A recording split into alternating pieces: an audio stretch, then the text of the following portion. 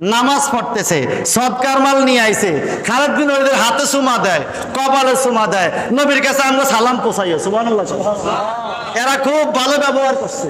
খালেদ বিন ওয়ালিদ আয়েশা কয়, ইয়া রাসূলুল্লাহ, ওরা তো এরকম না। তখন খালেদ বিন উকবাকে ডাইকে না বলছে, তুমি ভুল বুঝছো, তুমি বুঝছো ভুল, মনে করছো আগে শত্রুতা। আমি না, ইসলামের আগে যা হবার হয়েছে, যখন তুমি কলমা শরীফ পড়ছো, কোন মুসলমান তোমাকে আর আঘাত করবে।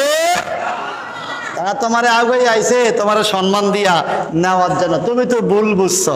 আচ্ছা বলেন তো, আমগো সমাজে এরকম কিছু ভুল বুঝাবুঝি আসেনি? নাই? একটা বাস্তব কথা, গত রমজানে, এটা নেটের মধ্যে ঘটনাটা আইছে, গত রমজানে আমি তাফসীর করতেছি ঢেররা একটা মসজিদে। তো আমি সূরা কোন সূরা তালাক না কোন তো তালাকের একটা মাসালা আসছে।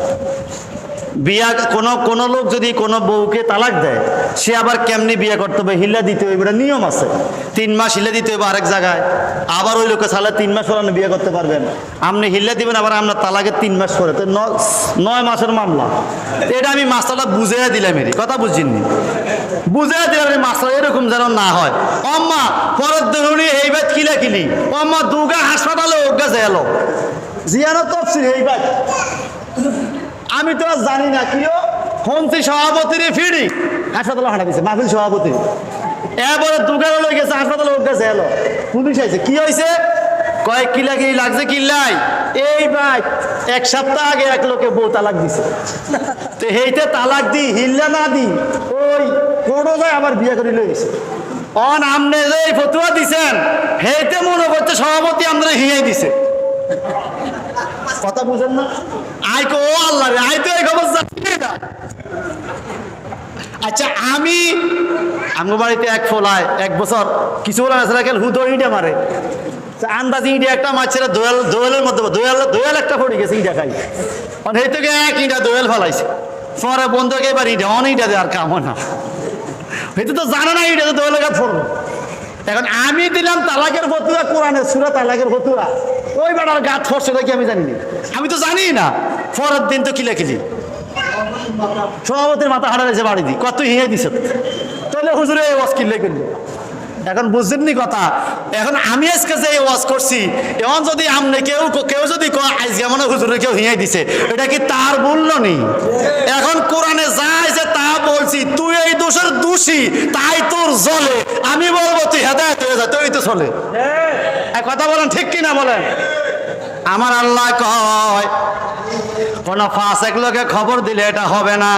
এখন আল্লাহ কি বলে দেখেন, নবী গো আমি ঘোষণা দিই আপনার কাছে শোনেন, যদি তারা ধ্বংস হয়ে যায় আমি ধ্বংস করে দিতে পারি, কিন্তু তাদেরকে ধ্বংস করি না কেন? ওয়ালামু আন্না ফীকুম রাসূলুল্লাহ, এই বান্দারা তোমরা জেনে রাখো, আন্না নিশ্চয়ই ফীকুম তোমাদের মধ্যে আছে রাসূলুল্লাহ, আল্লাহর রাসূল, আল্লাহর রাসূল তোমাদের মধ্যে আছে, এই জন্য আমি তোমরা ধ্বংস করি না। নাইলে মুসা নবীর উম্মত খানেকার মধ্যে বৈশা আমার নবীর নাম মোবারককে দাগ দেয়, তৌরাত কিতাবে মুহাম্মদের নাম এত বেশি কা, সাথে সাথে গুইল বানাই দিছে আল্লাহ। কি বানাই দিছে? গুই সাপ। আবুল হারেস ছিল নাম, গুই সাপ বানাই দিছে নবীর নামের সাথে বেয়াদবি করার কারণে। আমার আল্লাহ কয় নবী গো আমি এগুলো আগে করছি, এক এক এলাকা ধ্বংস করে দিছি, কামলুত এলাকা ধ্বংস করে দিছি, ফেরাউন জাতি ধ্বংস করছি, সামুদ জাতি ধ্বংস করছি, আদ জাতি ধ্বংস করছি, আপনি তো এখন আছেন, এখন আপনার উম্মত যত পাপে করুক আমি এদেরকে ধ্বংস করব না, তবে বিচার হবে, বিচার বিচার বিচার। একটা ইহুদি ছেলে জুতা বুকের মধ্যে কইছিলাম না, বুকে জুতা, ইহুদির ছেলে নবীর জুতা বুকে রাখে। এই লোকটা মরে গেছে, মরার টাইমে আমার নবী গেছে ওখানে, এখনো জান যায় নাই। আল্লাহ আল্লাহ যে আমার জুতা চাইছে এই লোকটা কেমনে জাহান্নামে যাইব, সে কোনোদিন নামাজও পড়ে নাই, রোজা খান, সেই তো বেঈমান। আল্লাহ পাক তার সুযোগ দিছে, আজ একটু পরে আইছে, তার ঈমান পড়ায়া জান্নাতে পৌঁছাইয়া দিছে। কি বুঝলেন? নবীর জুতা চাচাইয়া বেয়াস্তি হইছে কাফের। সেই নবীর সাথে যে যত থাকবে আল্লাহ পাক তাকে ততই বেশি কবুল করবে, ঠিক কিনা বলেন? বাজান সূরা হুজরাতের অনেক লম্বা ঘটনা। সূরা হুজরাতে টোটাল আয়াত সংখ্যা হইল 18। আমি এই পর্যন্ত 7 নম্বর আয়াতের কিছু অংশ মাত্র বললাম।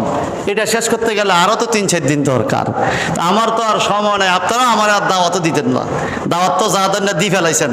আগামী দিন থেকে আমার থেকে আরো ভালো মানুষ, না আমার তো মাহফিল আছে, আমার থেকে আরো ভালো মানুষ, ভালো তাফসির কারক, অধ্যক্ষ প্রিন্সিপাল হুজুর আল্লামা মুফতি রফিকুল ইসলাম হেলালি সাহেব সার গর্ব আলোচনা, জ্ঞান গর্ব আলোচনা করবে ইনশাল্লাহ। আসবেন তো? আজকে আবার ওই পাড়ায় একটা মাহফিলের তাফসির আছে মনে হয়, ওখানেও কিছু লোক মনে হয় গিয়েছে গা। এখনো পাল্লা ওজন দেয় নাই। বিচার শুরু হওয়ার আগেই আল্লাহ ওই লোকটারে ব্যস্তে পাঠাই দিব। আল্লাহকে কেমনে জানোস নি? এ গুঞ্জাইয়া নল্লাবাদ থেকে একটা খরচা আনছেন আপনি, গুঞ্জাইয়া সাদুরে করিয়া কেউ যেন না দেয়। এটা দেখো গুঞ্জাইনা জিনিস। আল্লাহ যার মেজাজ ঠান্ডা সে আমার গুঞ্জাইনা বন্দা, আমি তারে কুদরতি সাদুর দিয়া ডাকিয়া বিচার শুরু হওয়ার আগেই ব্যস্তে পাঠাই দিব। এই কথাটা কত গুরুত্বপূর্ণ কথা চিন্তা করেন। মেজাজ যদি নিয়ন্ত্রণ রাখা যায় আর মেজাজ যদি গরম হয় তাহলে কি আর এই বরকত পাবে? আমাদের সমাজে কিছু লোক আছে এতে মনে করে একজন রে গাইলেইতে পারলে এতে জিতে গেছে। আরো কি করে জানেন? ওই হুতারবার দোয়ান দরজায় গপ করে আইস গিয়া তারে আজকে এমন দোয়া দুইছি গাইলাইয়া 14 গোষ্ঠী একখানা করছি, মানে এতে জিতছে। এটা কি জিতা না ঠগা? জোরে বলেন জিতা না ঠগা? আরেকটা হাদিস বলি, আয়াতের পরিপ্রেক্ষিতে হাদিস। কোরআনের প্রথম তাফসীর হলো নবীর হাদিস, ঠিক না? সাইয়েদানা হযরত আবু বকর সিদ্দিক রাদিয়াল্লাহু তাআলা আনহু দাঁড়িয়ে আছে, আমার নবীও পাশে দাঁড়াইয়া রইছে। একজন ইহুদি, বিধর্মী ইহুদি আইসা আবু বকর সিদ্দিক রাদিয়াল্লাহু তাআলা আনহুকে খুব বকতেছে, খুব গাইলাইতেছে, খুব ধমকাইতেছে। ব্যাপার কি? এত বেশি আমারে গালি দেন কেন? এত বেশি আমারে গালি দেন কেন? আবু বকর সিদ্দিক চুপ করে রইছে। আমার নবীজি কিনার দিয়ে দাঁড়ায় রইছে, ওই লোকে গাইল্লায় নবীজি মুস্কি মুস্কি হাসে। আবু বকর সিদ্দিক বলে, আহারে লোকটা আমার এরকম গাইল্লায়, আমিও জবাব দেই না, নবীও জবাব দেয় না, নবী মুস্কি মুস্কি হাসে, তারে ডাকও দেয় না। সুবহানাল্লাহ কোন? কিন্তু এইতে খুব গাইল্লাইতে আছে, গাইল্লাইতে গাইতে গালির মাত্রা খুব বাইরে গেছে। নবীর নাম ধরে গাইলেন শুরু করছে, ধর্মের নাম ধরে গালি শুরু করছে। সাইয়েদনা আবু বকর সিদ্দিক রাদিয়াল্লাহু তাআলা এখন আর সহ্য করতে পারে না।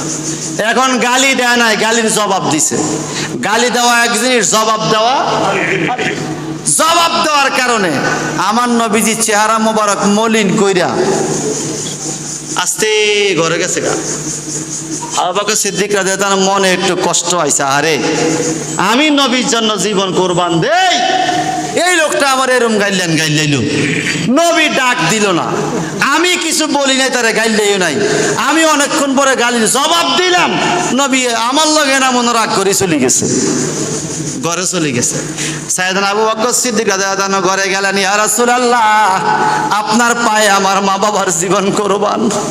সাহাবায়ে কেরাম যখনই নবীর সাথে কথা বলতো আগে নিজের জীবন আর মা বাবার জীবন কোরবানি দিত নবীর কদমে। নবী গো আপনার কদমে আমার মা বাবার জীবন কোরবান। ওই লোকটা আমার এত বকা বকলো, এত গাইলাইলো, আপনি মুস্কি মুস্কি হাসলেন, তারে ডাক দোয়াই দিলেন না, তারে আপনি কিছু বললেন না, আমিও গাইলাইলাম না, আমি একটু গালির জবাব দিলাম, আপনি চেহারা মোবারক মলিন করে কেন চলে আইলেন? আমার নবীকে আবু বকর রে, আমি যাহা দেখি তুমি তো তাহা দেখো নাই। আপনি কি দেখছেন? কয় শোনো, তুমি যখন চুপ করে দাঁড়ায় রইছ, লোকটা যখন তোমারে বকা দিতেছে, গালি দিতেছে, আমি দেখলাম তোমার পাশে একজন রহমতের ফেরেশতা হাজির হইয়া ওই ফেরেশতা তোমার পক্ষে তারে জবাব দিতেছে। সুবহানাল্লাহ। যখন তুমি জবাব দাও না তখন ফেরেশতা জবাব দিতেছে, আর তুমি যখন নিজে জবাব দিছ তখন ফেরেশতায় চইলা গেছে, আমি রহমাতাল লিল আলামিন চইলা গেছি। কি বুঝলেন? একজন থেকে গাইতে পারলে জিতছেন, আপনি ঠকছেন। আপনি নবীজির বেহেশতের বন্ধু যিনি নবীজির রওজা মুবারকের পাশে আরাম করতেছেন, আবু বকর সিদ্দিক রাদিয়াল্লাহু তাআলা আনহু। সেই আবু বকর রাদিয়াল্লাহু তাআলা আনহু গালির জবাব দিয়েছে। এই জন্য ফেরেশতাও চলে গেছে, নবীও। আর আমরা সমাজের মধ্যে আয়রে গালি, এক একজন আরেকজনের যেই গালি দেয় মাপতে গেলে 6 হাতের হইব, কেন আরো বেশি বেল হইব। বিশাল মাইকলা কয় গালি আরো বেশি হইব ওজন। আর আয়সা গপ করে আজকে তার 14 গোষ্ঠী দুইয়া লাইছে, হেতে লাগেছে দোয়া, হেতে দোয়া এলাই দুইছে। নাউজুবিল্লাহ বলেন। তাইলে কি আরেকজনের রাগারাগি করক, গালাগালি করক, আপনি কি করতে পারবেন? আপনি করতে পারবেন না। যদি আপনি ধৈর্য নিতে পারেন, আপনার মেজাজ যদি গরম না করেন, আমার আল্লাহ আপনারে কুদরতি চাদর দিয়া ডাকিয়া বিচার শুরু হওয়ার আগেই জান্নাতে পৌঁছাইয়া দিবে।